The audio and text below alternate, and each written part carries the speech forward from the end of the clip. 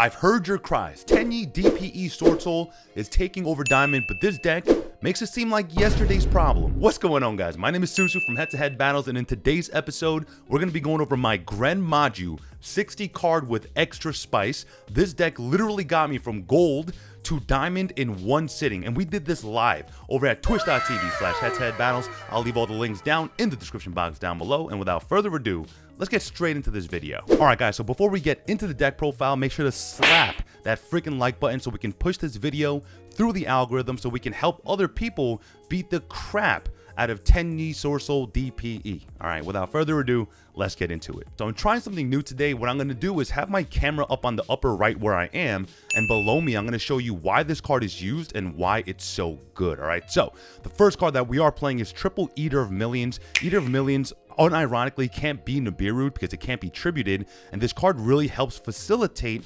OTK in conjunction with Gren Maju the Isa. Now, Gren Maju, obviously, for every banished card that you have, not you and your opponent, because that would be insane, the card gains 400 attack. Now, this card is really susceptible to Imperm and Veiler, but I'm going to show you a card at the end that kind of dodges all of that, okay? The next card we're playing is Necrophase. What Necrophase does and why it's so good is that when you banish it off of Allure of Darkness, you get to banish an extra 5 cards, which helps facilitate more damage for your Gren Maju. And on top of that, if it's your only normal summon and you have a bunch of cards banished, it helps you to not deck out because you can bring all the banished cards back into your deck. All right, now Fairy Tale Snow is a kind of an interesting one because it does help facilitate OTK with Gren Maju because you can banish 7 cards and you can chain it to itself, effectively banishing 14. But other than that, the Book of Moon effect is actually really powerful and does come up. Okay, next we are playing Triple Dimension Shifter. This card is really good against the Tenyi Swordsoul matchup, against the Ellig matchup, against pretty much any combo deck and decks that require cards in the graveyard, because this card says that any card, even Xyz materials that go to the graveyard get banished instead. We are playing one Dino Wrestler Pankratops. This card is really good because you can special summon it from your hand without starting a chain, and on top of that, it tributes itself for cost to pop a card on the field, so it will dodge the Chi Xiao, which is really important. Next, we're playing double Dogaran. You could bump this up to 3, but I like it at 2.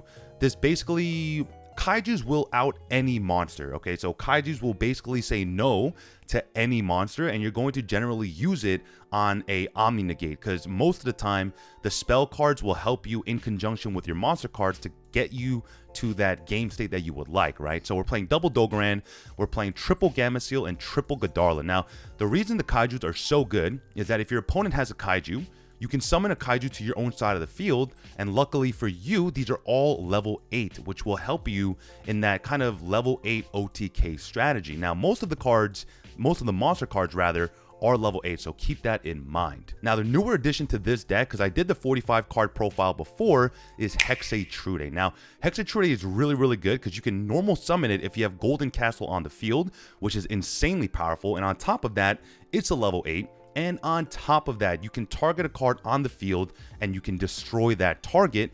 And on top of that, when you run over a monster by battle, it will gain, or you can make any monster on the field gain 400 attack permanently, and it can attack twice, and you can use that attack gain more than once, which is insanely good. Now, generally speaking, you don't want to see it in your opening hand because you want to summon it off a Golden Castle.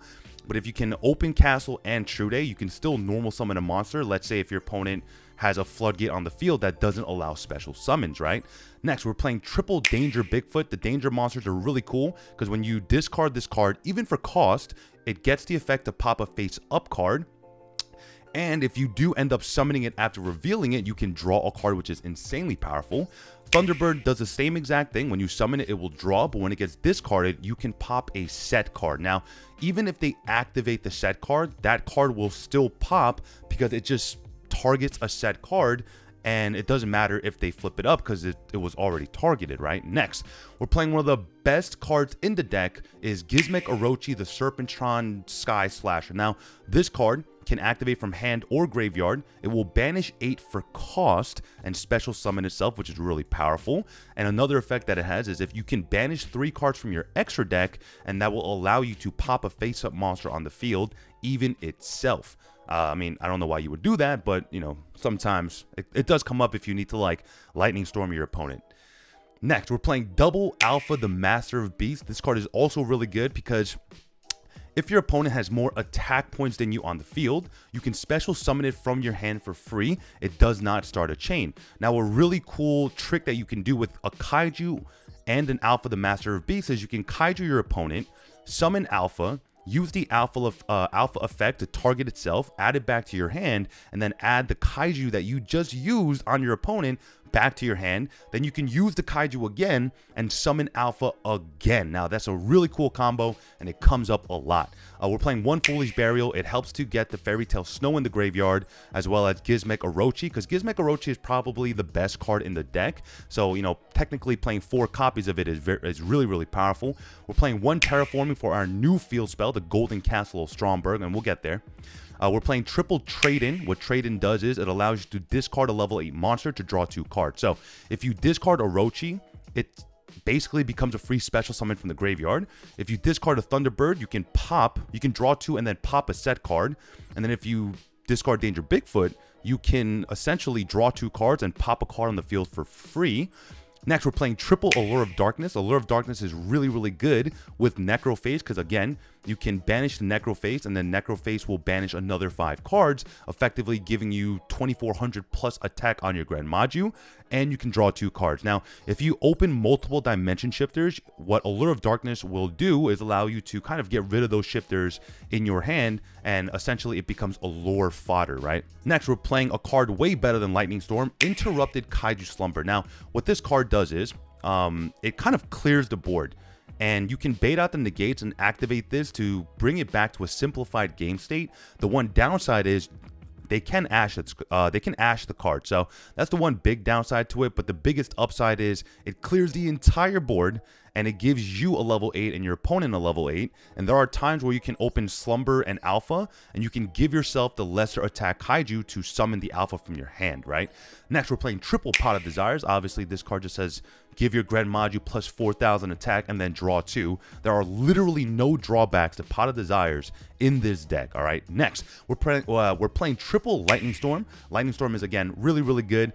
Most of the time, Interrupted Kaiju Slumber is better, but there are a lot of back row deck in the diamond rank, especially freaking True Dracos and Sky Strikers. I don't know how they got there, but they are there.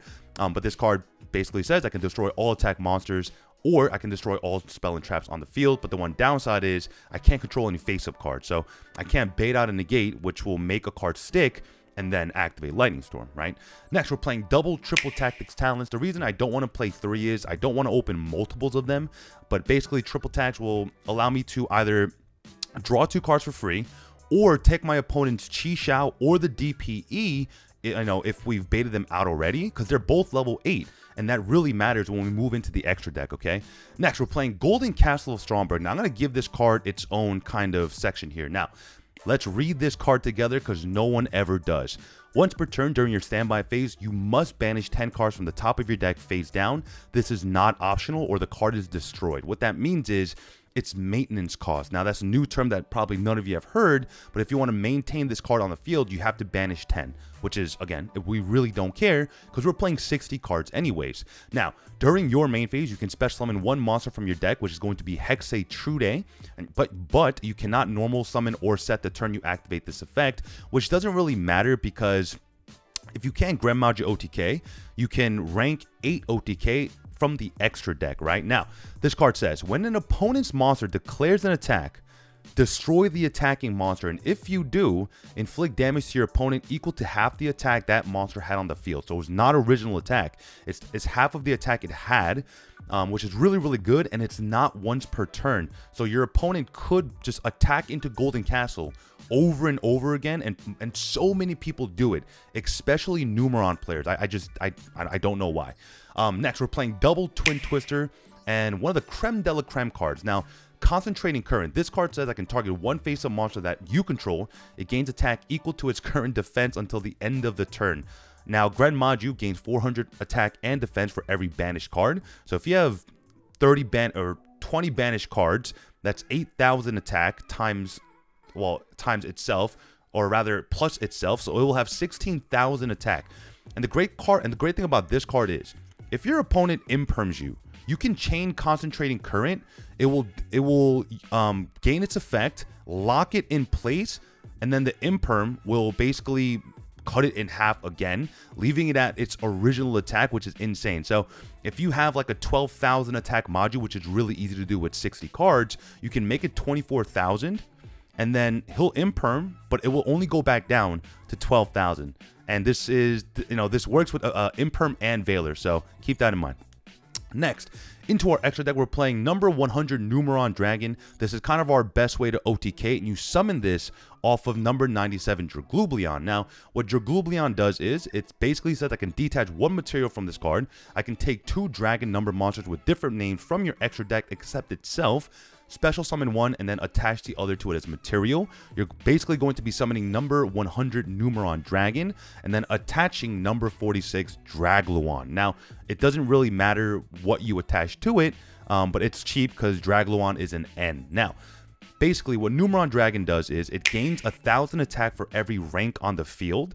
This is a rank 1, and Draglublion is a rank 8, effectively giving you 9,000 attack, okay? The next card we're playing is Lancelot, Dark Knight of the Underworld. This card is really good, and really, really good in a simplified game state because it is a mandatory negate. So, most of the time, if you, let's say, kaiju your opponent's Appaloosa and they have Revolt set, right?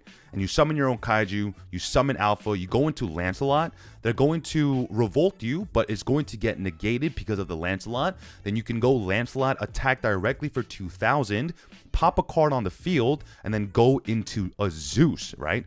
Next, we're playing Hope Harbinger. Now, even if you do lose the coin toss, you can still just...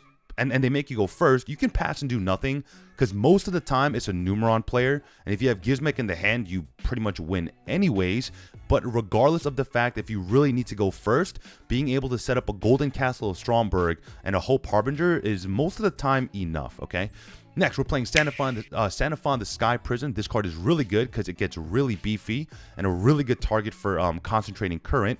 But I can detach a card, and until the end of your opponent's next turn, it can't be destroyed by card effect, and also, neither player can summon from the graveyard. Now, it does hurt you a little bit if you do have Gizmek, but it's really powerful when you don't, okay?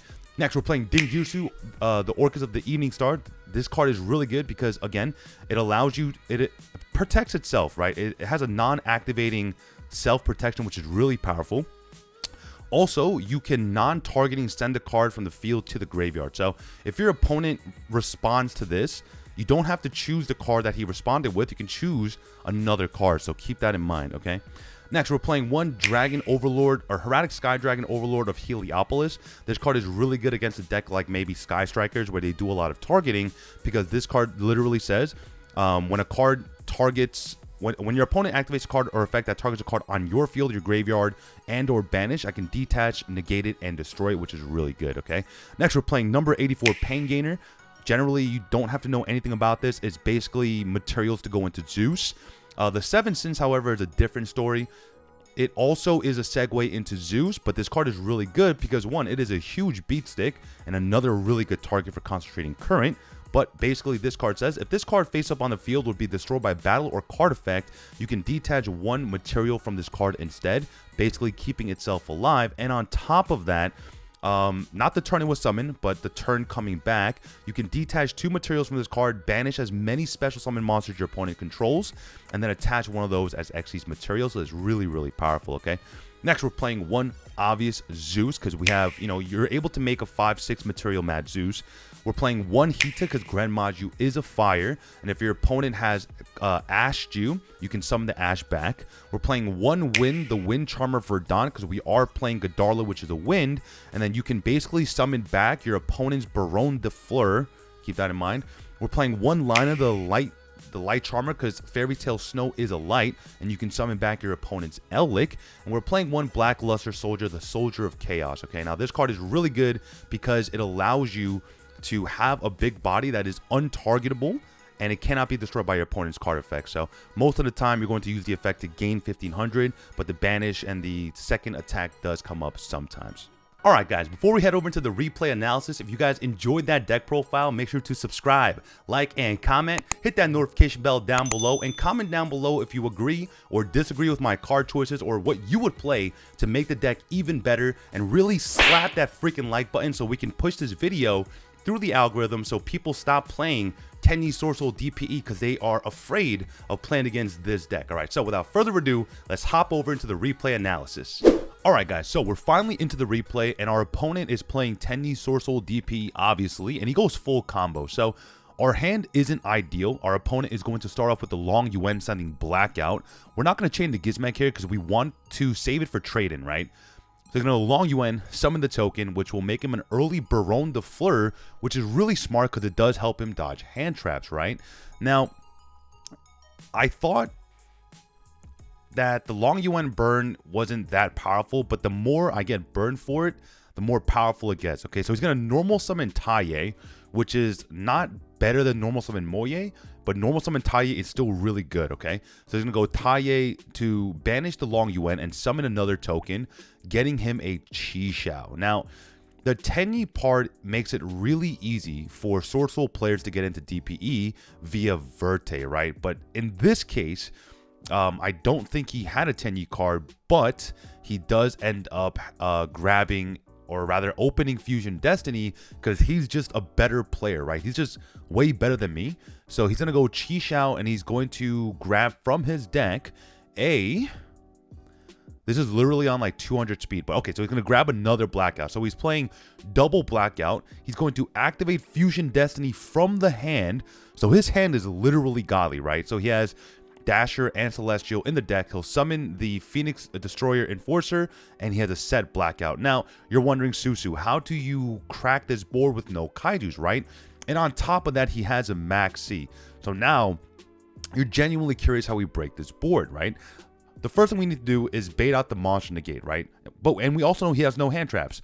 So we're going to fire off a Pot of Desires to draw a free 2 cards, but he does negate it, but we don't care because we also have 3 more draw 2 cards in our hand, and Pot of Desires, we only want it there to banish the 10 cards anyways, right? So we're gonna go trade in, pitching the Gizmek, and that's really important because Gizmek can summon itself for free from the graveyard anyways, and he has no more ways to stop me from drawing cards. So we're gonna draw another Gizmek and another Bigfoot, which is insanely huge. So we're gonna fire off another trade in, sending the Bigfoot. Now we can really bait out another negate, or just pop a card that we don't want to see. So we're going to target the Chi Shao to pop the Chi Shao, and the Chi Shao is gone, right? And that's really important because that was his last monster negate. And then we're going to use Interrupted Kaiju Slumber, which will wipe the board and summon us a level 8 Kaiju that we really desperately need. Now he's going to go DPE here. He's going to pop the DPE, and he targets the Interrupted Kaiju Slumber. The smarter thing to do is to pop itself in the Baron so the Slumber doesn't resolve. But if the Slumber ends up resolving, we're going to summon him to Gamma Seal, and we're going to summon ourselves to Godarla. And then what we're going to do here is we're going to, he'll go DPE effect, but it doesn't really matter. We're going to Allure of Darkness, draw 2 more cards. We can banish the Gizmek because we have a Gizmek in the graveyard. We're going to go Thunderbird F. The Bigfoot is gone. We're going to go into the Thunderbird. We're going to go Bigfoot F. Oh, well, sorry. We used the effect already to pop, so we can't use it again. So we're going to use Gizmek effect to summon the Gizmek. And then we're going to normal summon Gren Maju. And he has no more Worms for Blackout. My Maju's at 7,600. We're going to go into the battle phase. And we're going to use the Creme de la Creme in the damage step. Concentrating Current. Making our Gren Maju 15,000 damage. All right, guys, so let's move over to the closer. All right, guys, that's it for me today. If you guys enjoyed today's video, please make sure to slap that freaking like button to push the video through the algorithm so other people can enjoy slapping Tenyi Swordsoul DPE as much as I did. Also, comment down below if you agree or disagree with anything that I said in the video or any of the card choices that I used in today's deck profile. And finally, if you freaking love me, hit that subscribe button for more videos from Susu from Head to Head Battles. All right, guys. So I have taken enough of your time today. My name is Susu again from Head to Head Battles. Signing out.